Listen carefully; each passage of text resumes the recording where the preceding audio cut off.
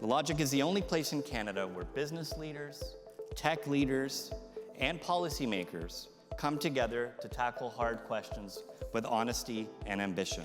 Value was increasingly becoming untethered from any kind of material reality. The crypto thing was starting to bubble, and we were starting to see some ridiculous valuations for companies like Tesla that seemed to have nothing to do with how many cars actually produced. And it became clear we're entering in this world where imaginary things are real as far as markets are concerned. And I realized, well, there's some precedent to this, as is sometimes the case. Artists kind of figured this out first.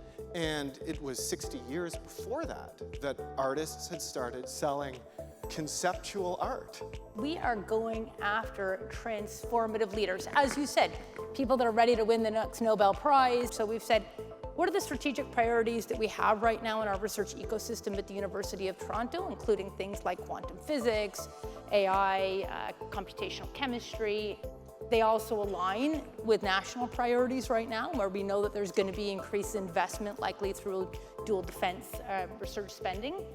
And so we're saying, who are the top 3 to 5 academics anywhere in the world? If you think of that $60 billion, if in a good scenario, 20% was set aside for Indigenous communities, that would be $12 billion worth of projects.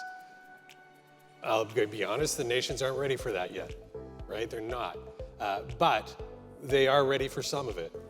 And there's an opportunity to work with nations on those projects. From my perspective, I've not seen this amount of excitement within the Indigenous community ever in my lifetime. The economic road ahead demands that we invest in Canada, that we knock down internal trade barriers, that we build infrastructure, including digital infrastructure, so when it gets rough out there, when people want to get rough, we're ready.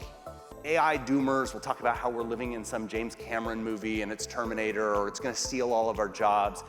Those are maybe tomorrow problems. The today problem is that every business model is about to change because you are going to be disintermediated from your customer, and we're going to have to figure out a different way to interact, because Rosie, the helpful robot, is how people are going to consume information going forward, and it's going to change every single business.